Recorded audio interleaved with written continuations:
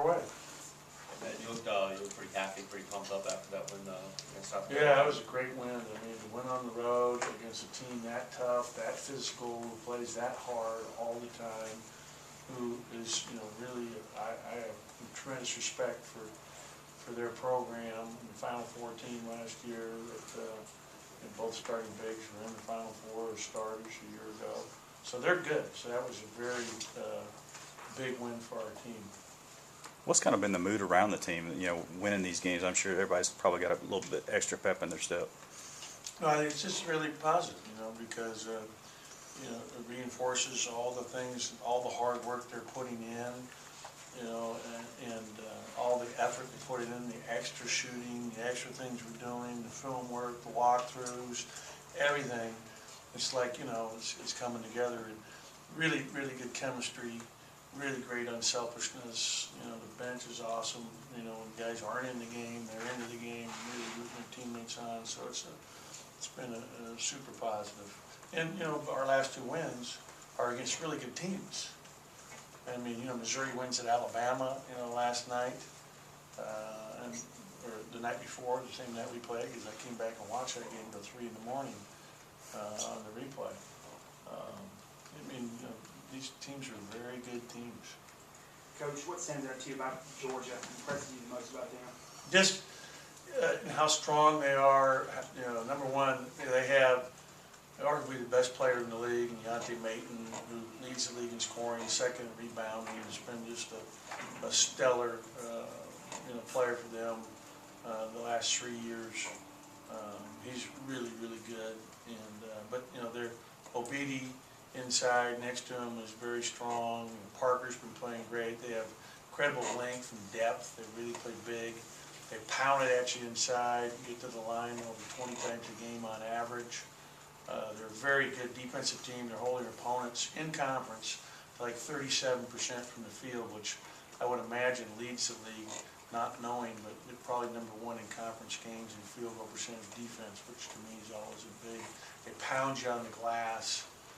They're just a tough, physical team that takes it right at you inside. I think y'all shot over 50% as a team both the last couple of games, and three-point percentage has been slightly better the last couple of games. What's kind of been the difference, do you think, offensively? Well, I think taking less threes and has been good the last 2 games as well. We're not taking as many. We're playing inside out, and I think Abdul has done a really good job. When you look at our big scoring around the basket, Eric, that's been huge for us. And we're passing the ball well. We're making the extra pass. So it's a combination of a lot of things.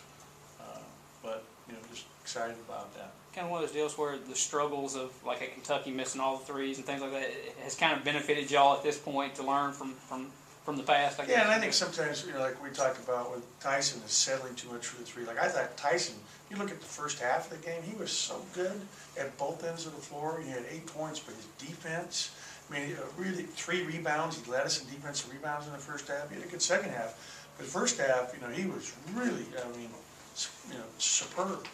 And, not selling for the three and driving the basket and finishing and little floaters and getting fouled. So really excited about that. Because against, Kentucky, you bring up Kentucky, he took 11 shots, 10 of them were threes. Where, having more of a balance, which he's, very capable of. He has point guard skills. He is a really good passer and facilitator. He made some key plays late in the game where we got the ball in the post against the zone, because it's so important to get the ball inside, to collapse it, to get it back out. And, that's actually, it was a 2-point game. He got it in, we got it back out to Q, and Q got fouled on the 3 because they were coming from a collapse zone to back out. And it was that pass by Tyson. So he did a lot of really good things. In that process where you're shooting less threes and adapting your offense accordingly, is the next step in that to get to the foul line a little bit more? Yeah, and in our last game, they only had 14 fouls, so it's hard to get the foul line unless you get fouled more. We hope to get to the line more. That's usually an advantage for the team that ends up winning the game, is getting the line more. And some of that is just playing more, attacking the rim, attacking the basket. But I thought we did a terrific job offensively in the last game. I thought Nick Weatherspoon finished at the rim really well. Really did some good things. And they're a hard team to play because they're denying everything and make it sort of just to make lead passes. Where Georgia's going to be more compact with their defense and play inside the 3-point line and then push you from there. The last few games, EJ has more fouls than I think he does points or rebounds. What can you do to get more production from him? Yeah, just continue for him to work hard and to watch film and to study, why he's getting in foul trouble and for him to, get in there and play without fouling. By learning from him. We watched film yesterday as a team and, he had 3 fouls in 3 minutes. We need more, time for him on the floor, no question. And then he had the one time he got rushed where he got the ball at the free throw line. Instead of just shooting it, he tried to drive it and he traveled. And he's just got to, settle down a little bit. Georgia defensively doesn't rack up a whole lot of turnovers, but as you mentioned, their defensive field goal percentages are pretty low. Is that what they're doing? They're just kind of like forcing teams to take shots from the outside? Well, they're forcing teams to shoot over length and size. And, like they'll go underneath ball screens sometimes. They play a lot of different ways. They'll switch it. They'll go underneath it. I mean, they're keeping everything in front of them and then getting a hand up level and release is kind of what they're doing. To beat them, you got to shoot the ball.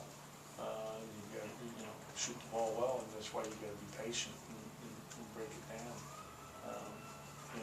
They're a very good team.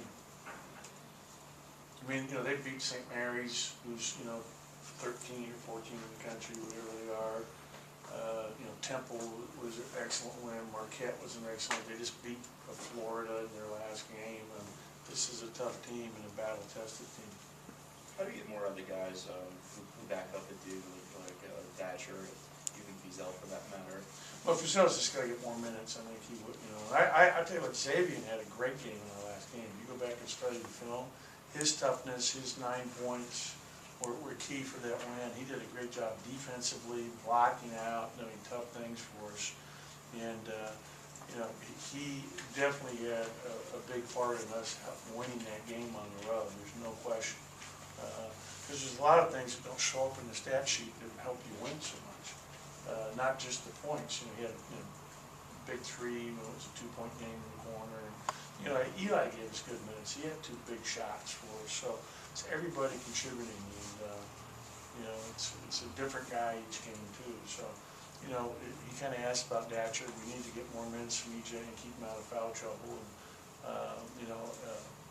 Keyshawn's just ready to go whenever he's called upon. I thought he did a good job. He played 3 minutes. His 3 minutes were very productive for us. And we kind of went with the veteran guys because we were able to stay, out of foul trouble there. Even though Eric in the first half, really was in foul trouble. So Xavier played 25 minutes in that game. He played a lot of minutes. I think close to the most minutes he's played all season. He did a really nice job for us.